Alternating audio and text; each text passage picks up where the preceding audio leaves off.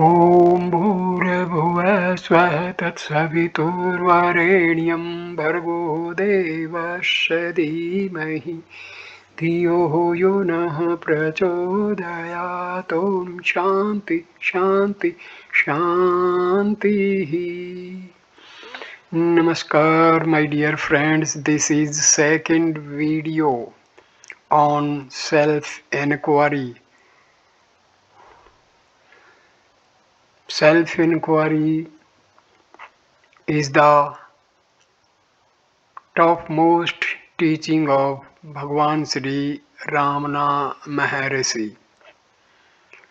He used to advise whosoever was discussing about spiritual matters. So he was always advising the devotees to adopt the process of self-inquiry to get self-realization and liberation. So I start this video with question number 10. Devotee puts the question to Maharshi. If the entire universe is of the form of mind, then does it not follow that the universe is an illusion? If that be the case, why is the creation of the universe mentioned in the Vedas? Maharshi replies, there is no doubt whatsoever that the universe is the merest illusion. The principal purport of the Veda is to make known the true Brahma after showing the apparent universe to be false. It is for this purpose that the Vedas admit the creation of the world and not for any other reason.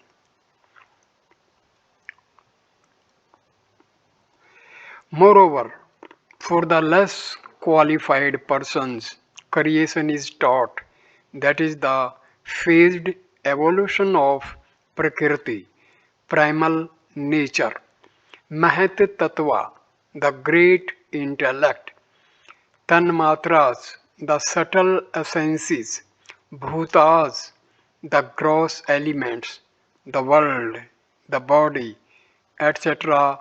from Brahma, while for the more qualified simultaneous creation is taught, that is, that this world arose like a dream on account of one's own thoughts, induced by the defect of not knowing oneself as the self.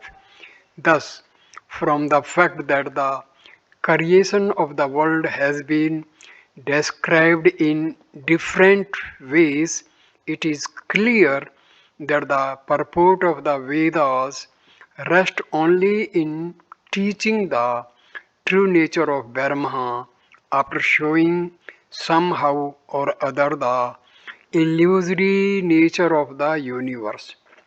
That the world is illusory, everyone can directly know in the state of realization, which is in the form of experience of one's bliss nature. Question number 11. Devotee puts the question to Maharshi. Is self-experience possible for the mind, whose nature is constant change? Maharshi replies, since Sattva Guna, the constituent of Prakriti, which makes for purity, intelligence, etc., is the nature of mind, and since the mind is pure and undefiled like ether, what is called mind is in truth of the nature of knowledge. When it stays in that natural, that is pure state, it has not even the name mind. It is only the erroneous knowledge which mistakes one for another, that is called mind. What was originally the pure sattva mind of the nature of pure knowledge forgets its knowledge nature on account of nescience, gets transformed into the world under the influence of tamo guna, that is the constituent of prakriti, which makes for dullness, inertness, etc. Being under the influence of rajoguna, that is the constituent of prakriti, which makes for activity, passions, etc. Imagines I am the body, etc. The world is real. It acquires the consequent merit and demerit through attachment, aversion, etc., and through the residual impressions, vasanas thereof, attains birth and death. But the mind which has got rid of its defilement, sin, through action without attachment performed in many past lives, listens to the teaching of Scripture from a true guru, reflect, reflects on its meaning, and meditates in order to gain the natural state of the mental mode of the form of the self, that is, of the form I am Brahma, which is the result of the continued contemplation of Brahma. Thus, will be removed the mind's transformation into the world in the aspect of tamoguna and its roving therein in the aspect of rajoguna. When this removal takes place, the mind becomes subtle and unmoving. It is only by the mind that is impure and is under the influence of rajas and tamas that reality, that is the self, which is very subtle and unchanging, cannot be experienced. Just as a piece of fine silk cloth cannot be stitched with a heavy crossbar, or as the details of subtle objects cannot be distinguished by the light of a lamp flame that flickers in the wind, but in the pure mind that has been rendered subtle and unmoving by the meditation described above, the self bliss, that is Brahma, will become manifest. As without mind there cannot be experience, it is possible for the purified mind endowed with the extremely subtle mode, virati, to experience the self bliss by remaining in that form, that is, in the form of Brahma. Then that one's self is of the nature of Brahma will be clearly experienced. Question number 12. Devotee. Is the aforesaid self experience possible even in the state of empirical existence for the mind which has to perform functions in accordance with its prarabdha, the past karma which has begun to fructify? Maharshi replies, a Brahmin say, Maharshi replies, a Brahmin may play various parts in a drama, yet the thought that he is a Brahmin does not leave his mind. Similarly, when one is engaged in various empirical acts, there should be the firm conviction I am the self, without allowing the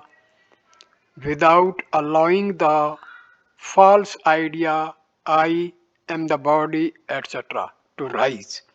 If the mind should stray away from its state, then immediately one should inquire, oh, we are not the body, etc. Who are we? And thus one should reinstate the mind in that pure state. The enquiry, who am I, is the principal means to the removal of all misery and the attainment of the supreme bliss.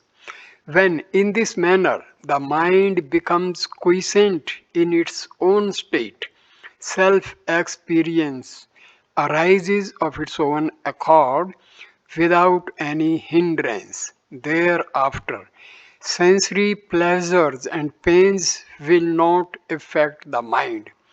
All phenomena will appear then without attachment like a dream.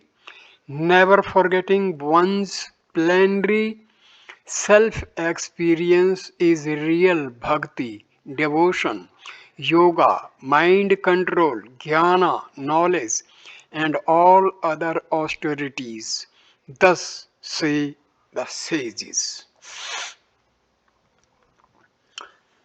13th question. Devotee, when there is activity in regard to works, we are neither the agents of those works nor their enjoyers. The activity is of the three instruments, that is, the mind, speech, and body. Could we remain unattached thinking thus? Maharshi replies, after the mind has been made to stay in the self, which is its deity, and has been rendered indifferent to empirical matters because it does not stray away from the self, how can the mind think as mentioned above? Do not such thoughts constitute bondage? When such thoughts arise due to residual impressions, vasanas, one should restrain the mind from flowing that way, endeavor to retain it in the self state and make it turn indifferent to empirical matters. One should not give room in the mind for such thoughts, etc. As, is this good or is that good? Can this be done or can that be done? One should be vigilant even before such thoughts arise and make the mind stay in its native state. If any little room is given, such a disturbed mind will do harm to us while posing as our friend. Like the foe appearing to be a friend, it will topple us down. Is it not because one forgets one's self that such thoughts arise and cause more and more evil? While it is true that to think through discrimination, I do not do anything, all actions are performed by the instruments, is a means to prevent the mind from flowing along thought vasanas. Does it not also follow that only if the mind flows along thought vasanas that it must be restrained through discrimination as stated before? Can the mind that remains in the self state think as I and as I behave empirically thus and thus? In all manner of ways possible, one should endeavor gradually not to forget one's true self, that is God. If that is accomplished, all will be accomplished. The mind should not be directed to any other matter. Even though one may perform like a mad person, the actions that are the result of prarabdha karma, one should retain the mind in the self state without letting the thought I do arise. Have not countless bhaktas, the devotees, performed their numerous empirical functions with an attitude of indifference? Question number 14. Devotee. What is the real purpose of sannyasa, renunciation? Maharshi replies, sannyasa is only the renunciation of the I thought and not the rejection of the external objects. He who has renounced the I thought thus remains the same, whether he is alone or in the midst of the extensive samsara, empirical world. Just as when the mind is concentrated on some object, it does not observe other things even though they may be proximate. So also, although the sage may perform any number of empirical acts, in reality he performs nothing because he makes the mind rest in the self without letting the I thought arise. Even as in a dream, one appears to fall head downwards, while in reality one is unmoving, so also the ignorant person, that is, the person for whom the I thought has not ceased, although he remains alone in constant meditation, is in fact one who performs all empirical actions. Thus, the wise ones have said.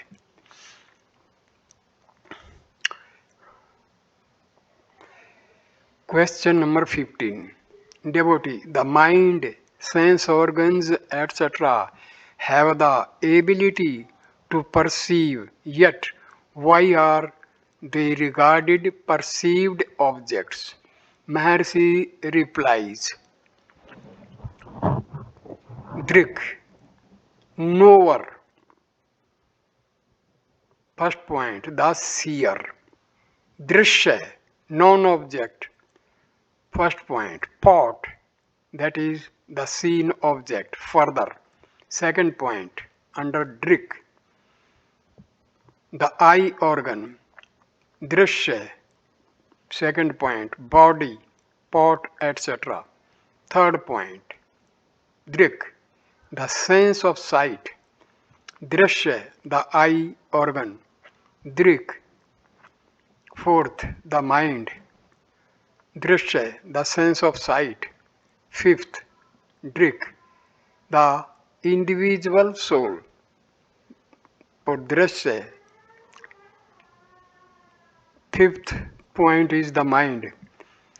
Sixth, consciousness, the self. Drishya, sixth, the individual soul. As shown in the above scheme, since we, the consciousness, know all objects, we are said to be drik, knower. The categories ending with pot are the objects seen, since they are what are known. In the table of knowledge, ignorance, that is, knower, known, given above, among the knowers and objects of knowledge, etc., it is seen that one is knower in relation to another, yet, since that one is object in relation to another. None of those categories is in reality the knower. Although we are said to be the knower because we know all and not the known, because we are not known by anything else. We are said to be the knower only in relation to the known objects. In truth, however, what is called the known is not apart from us, and so we are the reality that transcends those two, the knower and the known.